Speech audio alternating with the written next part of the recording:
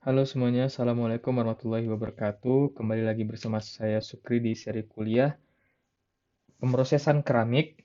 Kali ini kita akan melanjutkan pembahasan sebelumnya mengenai forming of ceramic conventional method part 2. Nah, di sini teman-teman dilanjutkan ada namanya isostatic compaction. Dia ini konsepnya dia ditekan sambil diputar. Nah, dua mode dari isostatic ini, yang kiri adalah wet back pressing. Yang kiri ini wet back pressing namanya. Kemudian yang kanan ini dry back pressing. Jadi ada dua ya. Nah, jadi shieldnya itu dari plastik. Wet back pressing itu lebih cocok digunakan untuk produk-produk yang kompleks bentuknya dan ukuran yang besar. Sedangkan ketika kita pakai dry back pressing, itu biasanya cocok untuk spark plug insulator atau busi motor gitu ya, insulatornya, dengan cara mengkompres powder porcelain, campuran powder porcelain pada di sekitar metal core, plate, dan hollow tube. Hollow tube. Nah, jika dibandingkan dengan die compaction, maka formasi dari defect isostatically press dapat tetap muncul ketika diberikan eh, ketika tekanan itu di apa namanya rilis terlalu cepat. Nah, ini pemberian tekanan saat di oke. Jadi the formation of defect isostatically press compact is much less safe, but the lamination and fracture caused by spring back. Nah, jadi kalau defect dari isostatic press compact ini dia lebih sedikit kemungkinannya, tapi delaminasi dan fracture itu disebabkan oleh spring back itu dapat tetap muncul karena tekanan tadi yang rilis terlalu cepat. Pemberian tekanan saat dilepas itu bisa terjadi juga ya. Jadi kemudian nanti akan saya tampilkan ada video isostatic compaction dari Morgan Advanced Material. Kemudian ini ada suspension based forming method classified. Jadi kita ada klasifikasikan forming method, consolidation mechanism, dan component shape-nya. Jadi ini ada cukup banyak ya teman-teman, tapi secara konsolidasinya ada tiga dibagi tiga. Liquid removal, particle flow, freezing, dan gelation. Nah, kalau dia di liquid removal itu, jadi ada contohnya ada slip casting, pressure filtration. Kalau slip casting ini dia liquid berjalan pada sebuah poros cetakan di mana ini akan terjadi capillary force. Jadi nanti dinding-dinding si slip casting itu emang didesain dia berpori, kemudian nanti akan menarik si slurry yang kita masukkan pada slip casting, itulah nanti dia yang akan kering membentuk sesuai uh, bentuk dari cetakan kita. Nah, ini kompleks, shape-nya bisa kompleks, 3D dan thin wall, dinding tipis. Ini ada pressure filtration, jadi liquid tadi mengalir pada porous filter, kemudian diberikan pressure. Kemudian ada tape casting, deep casting, spin coating. Kalau dia deep sama spin coating itu, jadi kita berikan coatingnya, kemudian pada apa ya, kayak dia diputar gitu nanti dia. Misalnya ini kan. Nah, misalnya ini petakannya. Nah, jadi nanti dimasukkanlah tadi dia si liquidnya atau si coatingnya tadi. Kemudian ini berputar. Nah, seperti itu. Jadi dia akan menyebar dengan mudah ya. Seperti itu. Kemudian kalau particle flow ada centrifugal consolidation, ada electrophoric disposition. Kalau freezing ada freeze casting, freezing of the liquid followed by sublimasi. Kemudian ada gelation, ada gel casting, terjadi cross-link organic network formed by heating, terjadi cross-linkage-nya. Direct coagulasi casting, aqueous injection molding, sama robo casting. Ini cukup banyak ya. Kemudian kita akan bahas pertama dulu, ada filter press. Jadi industri keramik, em, filter press pada industri keramik merupakan eh, peralatan untuk dewatering pada keramik sludge, pada electrical porcelain dan industri keramik. Nah, ini biasa kita temukan juga keramik pada tiang-tiang listrik yang untuk elektrikalnya ya. Nah, tekanan pada slari itu berkisar 1,5 sampai 2 megapascal per centimeter kuadrat. Kemudian, the mud cake after pressing akan mengandung air sekitar 20 sampai 24%. Kemudian diikuti dengan penekanan pada matnya sendiri. The filter plate pada keramik filter ditekan dengan piston, dengan kepala piston dengan tekanan mekanik untuk mempromot the closure of the hand wheel. See cylinder assembly diagram with manual unloading of mud cake. Nah, jadi intinya pokoknya dia ada filternya, kemudian ditekan tadi pakai piston. Nah, pakai secara mekanik. Jadi dia tekanannya lebih ini ya, sesuai sama yang dibutuhkan tadi yang ini. Oke. Nah, kemudian keuntungan dari filter press pada ceramic industry ini, pertama dia high automation, jadi otomasinya tinggi. Jadi the ceramic filter press secara otomatis dapat dibuka pada filter plate, kemudian dikeluarkan filter cake-nya to reduce the labor, untuk mengurangi labornya. Jadi kayak sebagian besar dari langkah pemrosesannya itu udah secara otomatis, sehingga penggunaan laboran ini atau pekerja laboratorium itu sedikit saja gitu. Reduce the working intensity, untuk meningkatkan working efficiency. Nice. Yang kedua adalah hydraulic system, di mana penggunaan device hydraulic system ini saat penekanan dan loosening filter plate. Kemudian yang ketiga ada easy operation.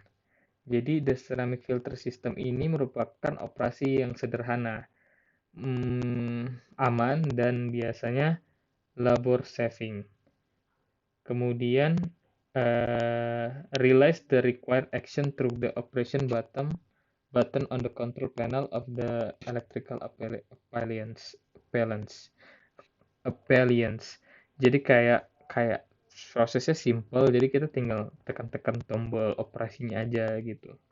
Yang keempat adalah desain yang spesial pada filtering plate-nya. Jadi the filter plate ini didesain pada variable cross section. Struktur pada filter ini merupakan bentuk yang coin chunks, di mana dapat secara efektif mengurangi resistensi dari filtrasi. Jadi ketika kecepatan filtrasi itu cepat dan filtratnya is smooth. Nah, biarpun dia cepat tapi tetap filternya smooth ya. Nah, kemudian udah kita bahas dua ya. Tadi isostatic compaction, ini yang pertama kita bahas. Isostatic compaction. Kemudian kita udah bahas filter press.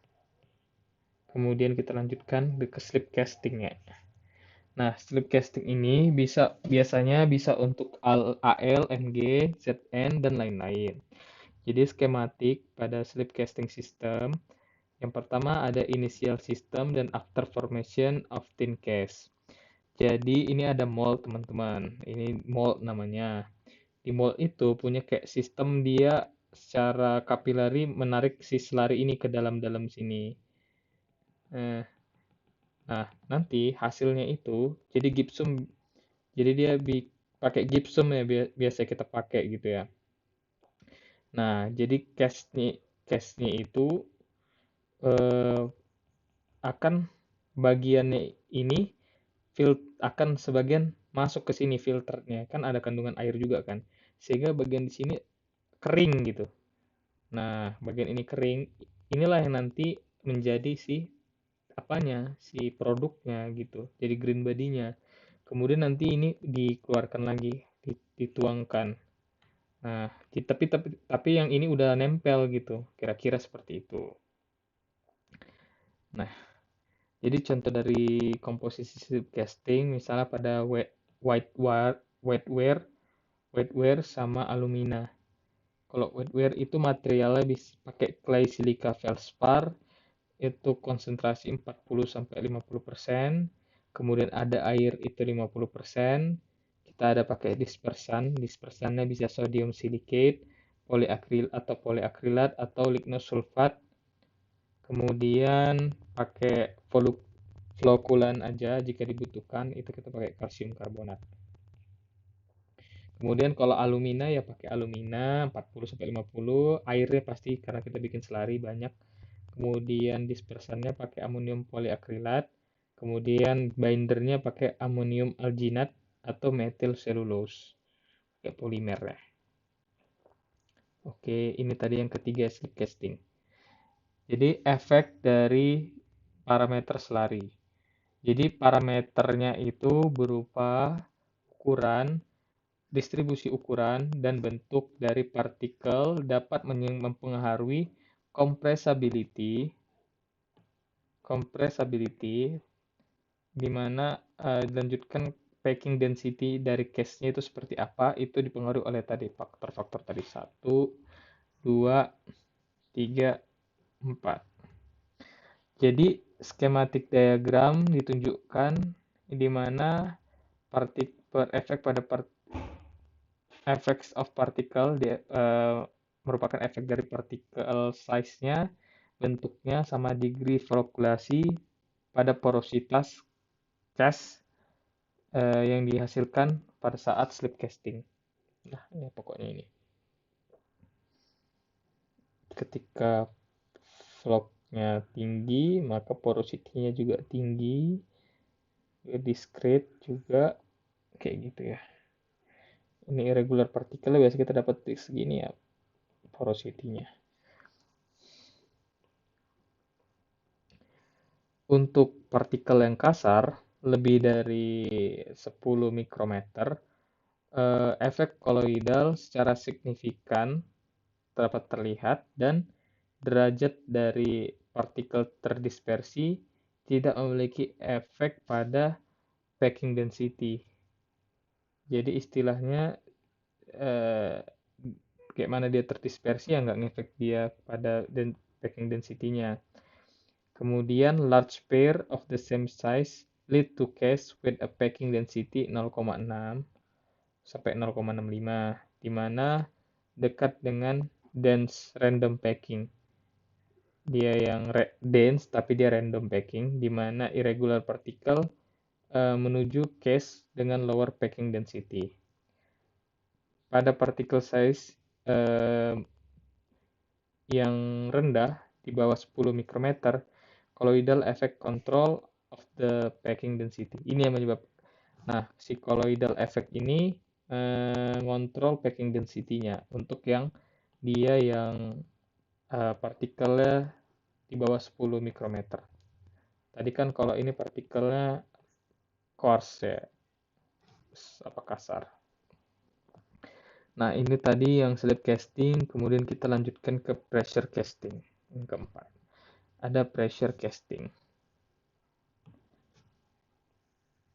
Jadi pressure casting ini di mana casting dapat be speeded up, dapat dipercepat dengan memberikan tekanan eksternal pada selari. Jadi ini mirip kayak slip casting, tapi kok slip casting kan selarinya kita masukkan ke dalam gipsum. Gipsum itu cetakan. Misalnya cetakan, ini berisikan selari. Nah, selari ini akan tadi kan kayak masuk gitu kan ke sini bagi airnya, sehingga nanti di sini mengeras gitu kan. Tapi ini prosesnya agak lama, jadi pengen dipercepat pakai gaya tambahan. Misalnya ini ada hidrolik gitu kan. Nah, ditekan ke bawah gitu kan. Misalnya jadi kayak gini. Nah, lebih cepat deh jadinya. Nah, cetakan gypsum digunakan pada slip casting itu lemah dan tidak dapat menahan tekanan yang lebih dari 0,5 MPa.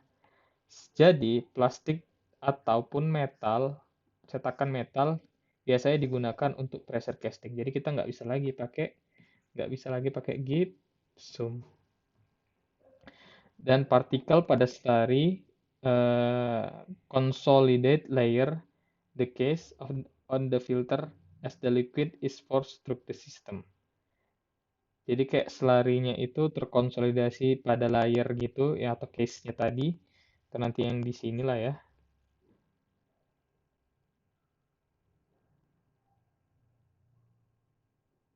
Hmm. Jadi ini kayak airnya terbuang, jadi partikelnya kayak ngumpul nanti di tempat yang hitam itu ya. Itulah dia. Ya, filter chamber. Terus larinya ada filter itu yang menahan tadi si partikel tadi kan kayak ngumpul di sini nanti dia gitu. Kita lanjut lagi masih pressure casting. Jadi pressure casting the highest packing density yang tertinggi itu obtain with, ntar ya ini PPT-nya full Inggris juga ya, diperoleh dari slurry yang terdispersi dengan baik dengan long range interparticle repulsion. Kemudian slurry ini packing density-nya diperoleh dari independen dari pemberian pressure di atas low threshold value. The high packing density diperoleh saat slurry terdispersi pada tekanan yang cukup rendah di atas 0,5 MPa, mengindikasikan bahwa tekanan repulsi antara partikel dan facilitating rearrangement. Kemudian, relative density berbeda pada grain article yang dibentuk pada Al2O3 pada pressure filtration pada saat pemberian tekanan yang berbeda. Jadi kayak si green article formnya ini padahal materialnya sama, proses sama tapi tekanannya yang beda, maka tadi akan beda ini yang dihasilkan. The body were consolidate from either dispersed pH2 or flocculate pH3. Jadi kalau pH2 si partikel tadi kan kita masih bikin slurry ya. Jadi dia terdispersi di pH rendah atau dia di pH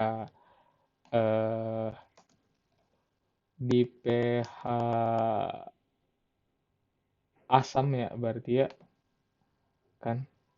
Kalau pH asam dia di bawah 7, pH asam di bawah 7, pH basah lebih dari 7. Oke. Oke. Slip casting dibandingkan sama pressure casting.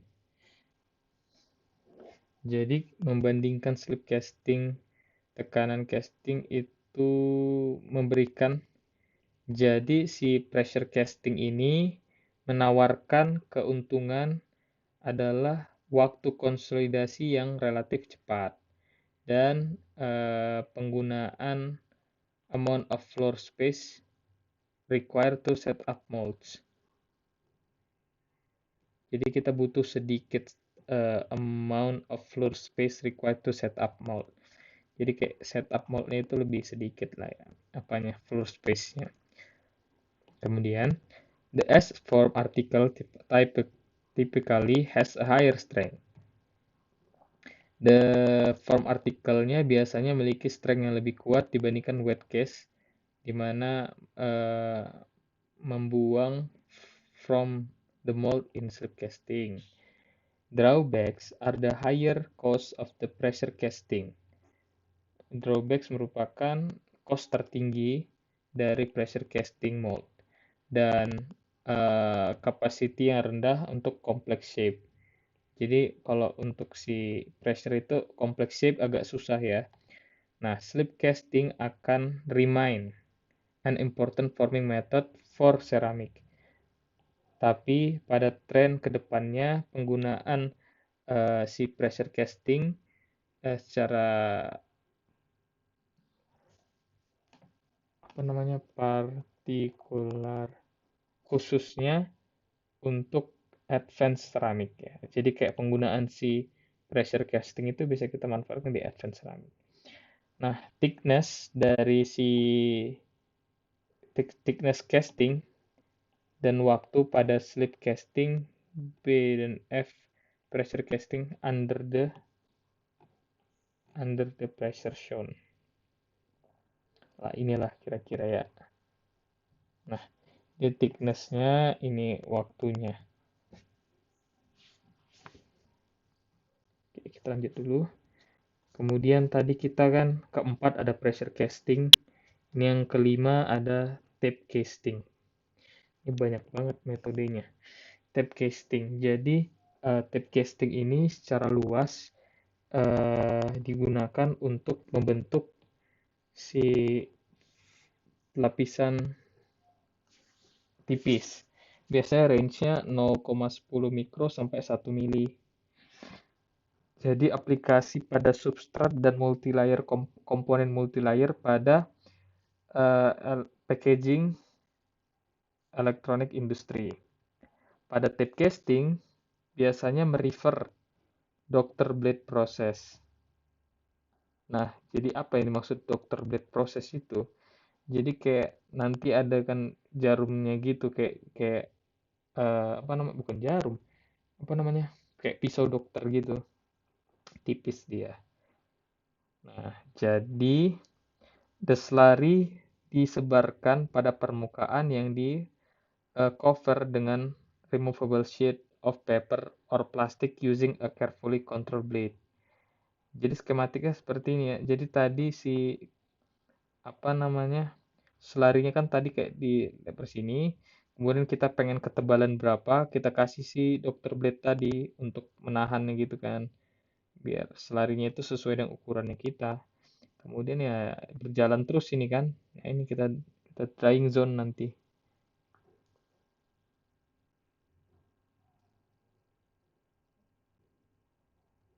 Hmm. Kan tadi kita butuh sheetnya dari ini ya, plastik tadi kan, yang removable. Biasanya ini tape casting ini umumnya untuk produk tipis ya, kebayang lah ya. Nanti akan dimasukkan juga video tape casting. Ini ada tape casting slurry preparation. Jadi skematik diagram alir skematik dari tape casting pada substrat aluminium ini. Jadi gini. Jadi pertama kita punya aluminium oxide, magnesium oxide, TCl, alkohol, kemudian populasi. Kita lakukan milling, kemudian kita mixing dengan menambahkan si plasticizer dan binder. Kemudian di air, kemudian kita casting and drying, kita punching, sintering, dan inspection. Nah, tip casting juga banyak ya. Jadi contoh dari komposisi tip casting itu, misalnya kita mau bikin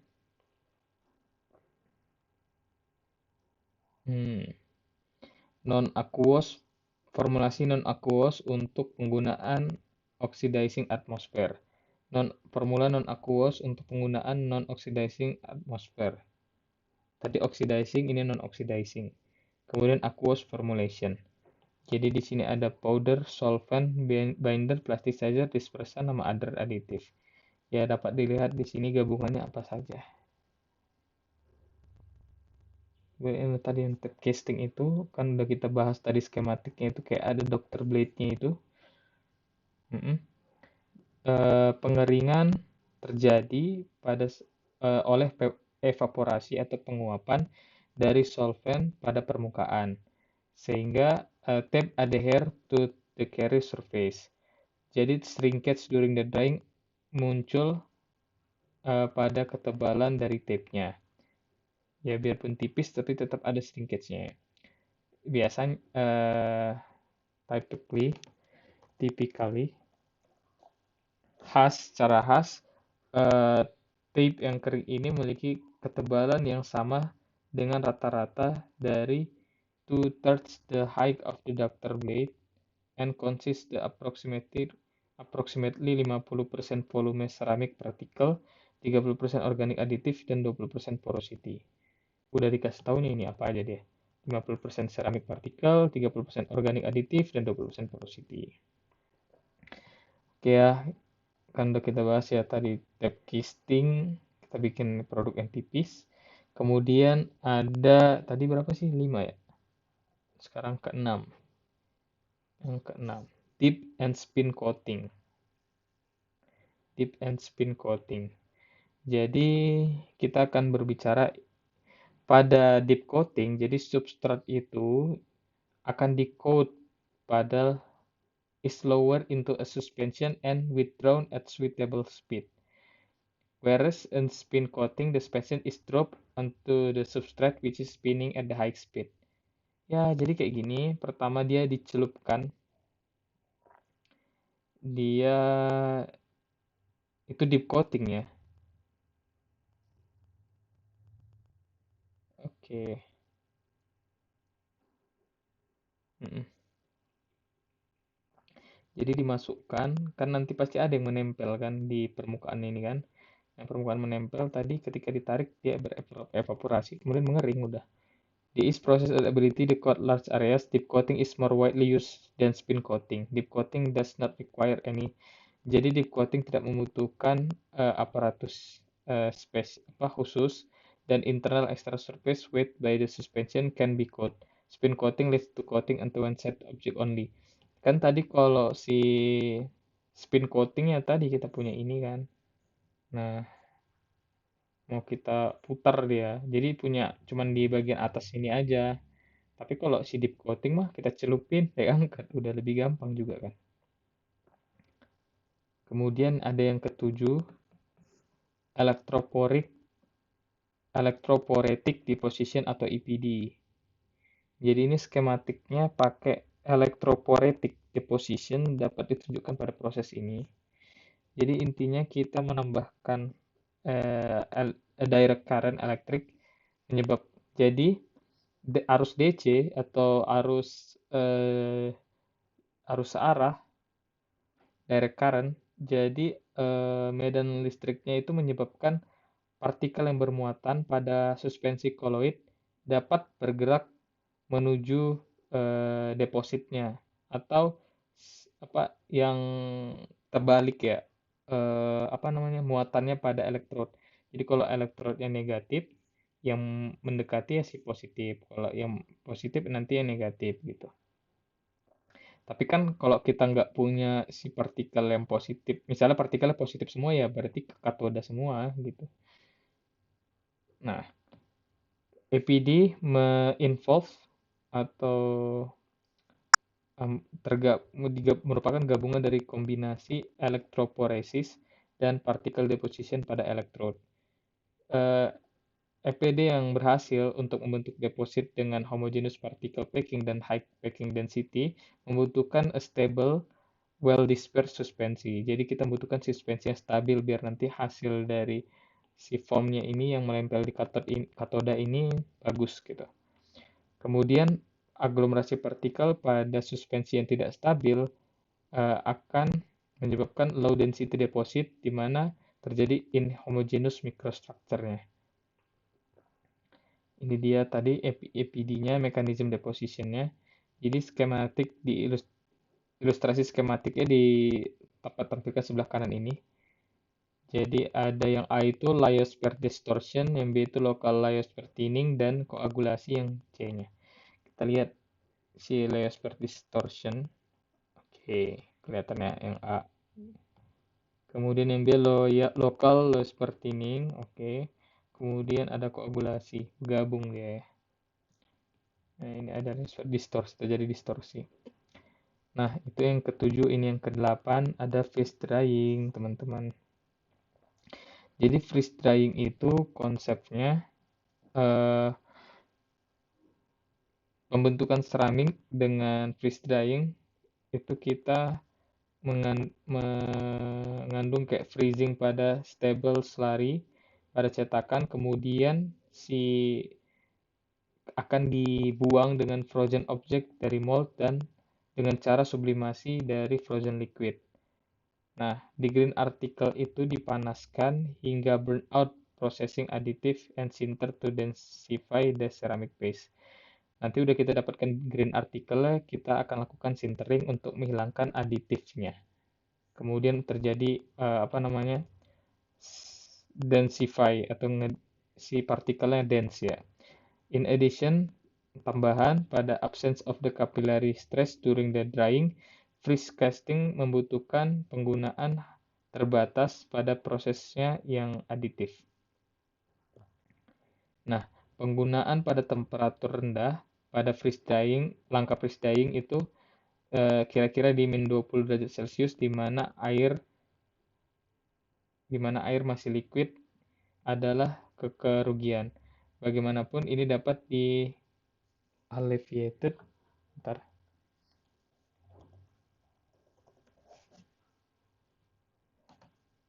di mana dapat diringankan dengan penggunaan non-aqueous sublimasi vehicles yang dapat membolehkan freeze drying perform near room temperature. Jadi kalau kita nggak bisa bikin yang ini, kita bisa lakukan yang freeze dryingnya dia di near room temperature. Nah, step in directional freezing of a stable suspension down a temperature gradient to produce a microstructure with oriented pores. Ya, ini ada cold substrate dan ada cold substrate. Terlihat ada suspensi sama terdispersi partikelnya. Kemudian ada unidirectional freezing, nucleation, dan growth of crystal ice. Nah, kemudian tadi kan terjadi sublimasi dari frozen liquid ice. Kemudian disintering. Nah, terjadilah dia terdapatkan bentuk-bentuk yang lamelar seperti ini. Kita masih lanjutkan freeze casting. Jadi freeze casting itu freeze step casting proses dapat digunakan pada pembentukan lembaran seramik yang terorientasi pada atau graded porosity. Jadi alat yang dibutuhkan itu mirip dengan yang konvensional, tape casting konvensional, kecuali augmented with a freezing bed. Pada casting the cold surface, cairan pada selari akan membeku pada bottom up. From the bottom up through the thickness. Crystal nucleate and growth in the direction of the thickness. Sublimasi dari frozen liquid tadi dilanjutkan dengan sintering akan menyebabkan sheetnya berporos dan porosnya itu terorientasi di arah ketebalannya. Aplikasi potensial dari free step casting termasuk produksi dari katalis, gas sensor, dan filter. Jadi ini adalah schematic free step casting equipment top of the temperature profile for aqueous system. Jadi kayak bisa kita bikin lembarannya itu kita lakukan freeze casting, di mana nanti akan terjadi porosity-nya itu yang tergrade ya bagus gitu, sehingga ini dapat digunakan pada katalis, gas sensor, ataupun filter. Aduh, masih banyak ya. Oke, kita lanjutkan. Yang ke-9 ada gelation. Ke-9 ada gelation atau gel casting, di mana diagramnya ini adalah diagram skematiknya. Jadi gelation merupakan proses pembentukan keramik di mana berdasarkan teknik yang diambil dari teknik tradisional pembentukan industri keramik dan industri polimer. Jadi selari dari ceramic particle itu terdispersi pada monomer solution, di mana akan dituangkan pada mold dan kemudian mold tadi terjadi polimerisasi. Pada mold tadi terjadi polimerisasi sehingga terbentuk fasa seperti gel, kemudian terjadi pergerakan partikel. Kemudian sistem ini digantikan remove from the mold while still wet, dried by evaporation of the liquid, dipanaskan untuk menghilangkan organik aditifnya dan kemudian disinter. Jadi ada ceramic powder, ada organic monomers binder, kemudian ada solvent water dispersan. Kita milling di air, kita berikan inisiator atau katalis, kita casting atau gelation, kemudian removal from mold, kita drying, perlu di machining, binder burnout sintering, kita sintering kan hilang tadi si binder kita. Ya, gelation, gel casting, misalnya ceramic powdernya ini, dispersannya ini, monomer solutionnya ini, inisiatornya ini. Misalnya Al2O3 pakai amonium poliakrilat. Monomer solutionnya bisa pakai MAM, MBAM atau MAM PEG DMA. Nah, inisiatornya ini. Jadi inisiator ini menyebabkan dia nanti tercrosslink, makanya terbentuk fasa gelnya. Nah, jadi formasi dari gel itu muncul pada dua tahap, ada inisiasi dan polimerisasi. Pada tahap inisiasi, viscosity ditunjukkan berubah dan hampir tidak ada panas yang dibentuk atau dihasilkan. Tambahan pada inisiator temperatur ruang dapat digunakan untuk dapat reasonable time sekitar 30-20 menit for dearing for the slurry of mold filling. Nah, langkah polimerisasi biasanya conducted elevated temperatur. Biasanya akan memberikan tambahan temperatur itu naik ya dari yang tadi yang tidak ada kenaikan mungkin di temperatur ruang jadi 40 sampai 80. Dan semakin cepat reaksinya akan menyebabkan gelation itu pada waktu yang sangat singkat. Dari reaksi ini, karena reaksi ini adalah exothermic, jadi progresnya dapat diikuti dengan cara monitoring temperatur dari sistem. Oke, itu yang gelation ya. Kemudian yang ke-10 ada plastic forming method.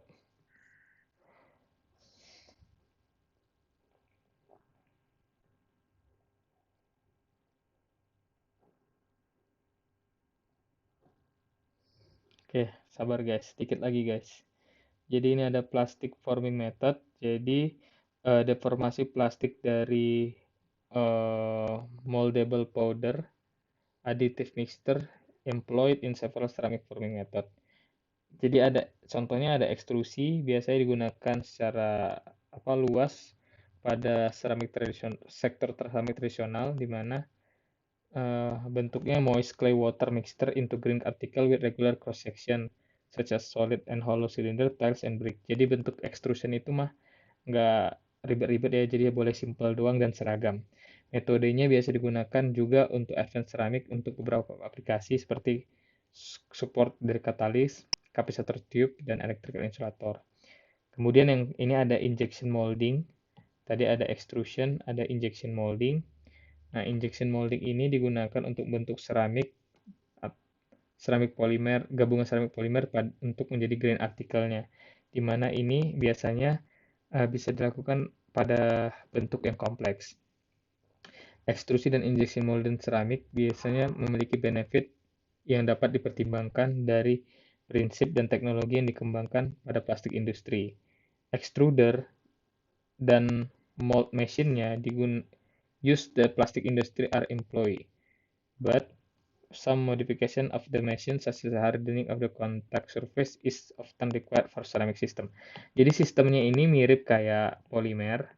Pemrosesan polimer kan ada kayak ekstrusi dan injeksinya, tapi ya perlu diperhatikan tadi kayak kekerasan, kayak hardening of the contact surface, karena kan tadi kan material keramik kan cenderung dia keras-keras gitu ya. Takutnya nanti mempengaruhi hasilnya gitu.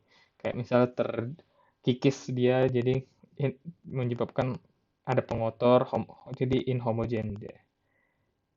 Kita lanjut plastic forming method tadi. Jadi ekstrusi dan injeksi molding dapat menyediakan benefit yang signifikan pada mass production. Ingat ya, ini yang paling penting juga, salah satu mass production dari advanced ceramic secara khusus ketika cross sectionnya ekstrusi ataupun jadi kalau dia cross sectionnya sama ya bentuknya boleh pakai ekstrusi ataupun kompleks shape, kita pakai injeksi itu bisa gitu. Dengan kata lain, kekurangan dari metode ini associated particularly with the post forming step. Harusnya juga dapat di recognize. Most advanced ceramic dibentuk dari ekstrusi membutuhkan pengeringan yang lambat dan binder yang hilang burnout, di mana dapat apa ya, membutuhkan waktu yang lama, di mana ini costly. Kemudian injection molding untuk high tooling cost memiliki cost yang tinggi ya. Misalnya biaya untuk bikin dice-nya atau cetakannya dibandingkan pada pembentukan metode yang lainnya ketika binder di removal is very slow, particularly for article with the thickness greater than 1 cm. Karena dari dua faktor, injection molding tidak dapat secara signifikan inroad into industrial production of ceramic. Karena itu ya. Karena slow tadi, waktu tadi sangat berpengaruh pada industri ya. Jadi ada dua basic requirement yang dibutuhkan untuk satisfy process of plastic forming. Yang pertama, the mixture harus dapat mengalir plastic kali above a certain yield stress for the desired shape to be formed. Jadi harus dapat apa ya, mengalir lah istilahnya secara plastically. Kemudian kita dapat membentuknya. Kemudian ketika terbentuk dia, maka harus cukup kuat untuk menahan deformasi ketika pada gaya gravitasi under stress associated with handling. Jadi waktu udah jadi form dia itu nggak kayak langsung lembek gitu, atau dia jatuh mengikuti gaya gravitasi, atau kita pegang dia terdeformasi, itu nggak boleh ya. Nah, seleksi penggunaan aditif dan formulasinya gabungan formulasi mixture ini to be used forming particularly for extrusion itu critical step in meeting this requirement. Ini ada plastic forming method tadi yang ekstrusi ya guys. Jadi pada ekstrusi, powder mixture in the form of stiffened paste is compact and the shape by forcing through the nozzle. A piston extruder used for a simple in design consisting of barrel, piston, and die. Jadi ada barrel, ada piston, ada die, ada pack mill di ring chamber instruksi auger. Ya pastinya kita punya ini apa namanya, barel. Jadi barel ini tempatnya si seramik nanti dimasukkan yang akan diaduk atau diputar oleh ini apa namanya,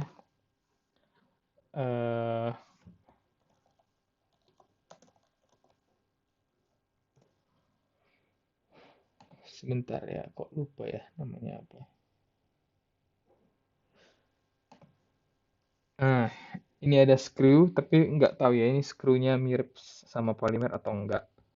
Nah, jadi ada screw-nya, nanti ada nozzle, tempat keluarnya sebagai cetakan juga, bentuknya nanti seperti apa yang dihasilkan. Nah, ini terus berputar gitu untuk mixingnya biar bagus.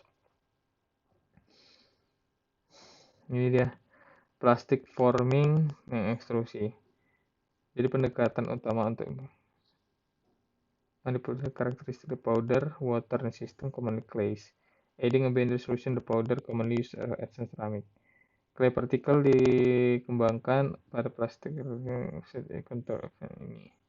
The plastic particle through the particle bonding to the charged particle surface the interfering charge. Surface tension affect the pressure between the particle. Jadi tadi particle to particle bonding due to charged particle surface dan intervening charge. Yang kedua ada surface tension affect the pressure and the water between particle. Nah, ini dia contohnya ya, gabungannya. Whiteware ini alumina. Pakai kaolin, ball clay, quartz ini. Pakai coagulant juga, ini pakai lubrikan. Ya, ini dia ekstrusi mekanismenya. Kok ini didorong aja gitu. Ini ada defek-defeknya. Yang A itu lamination crack longitudinal, left kiri. And transfer right BHT ring. Bisa terjadi segregasi juga. Ini ada kok ekstrusi, dia bisa diputar-putar gitu ya.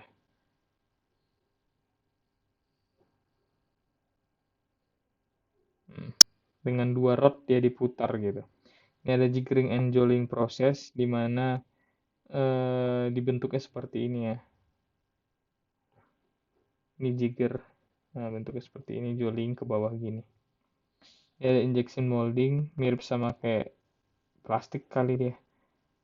Injection molding, ceramic powder sama organic bindernya. Injection molding juga, material temperatur, machine variable-nya, melt temperature, injection flame. Ada kemudian flow rate, cavity pressure, cooling rate, ini injection molding. Keuntungannya itu dia bisa dapat kompleks keramik, dapat dibentuk dengan geometri yang susah, beragam. Cost effective application is for relatively small part demanding complex machining operation. Ya, mungkin itu aja dulu guys pembahasan untuk material keramik ini, pembentukan formnya secara konvensional. Terima kasih atas perhatiannya.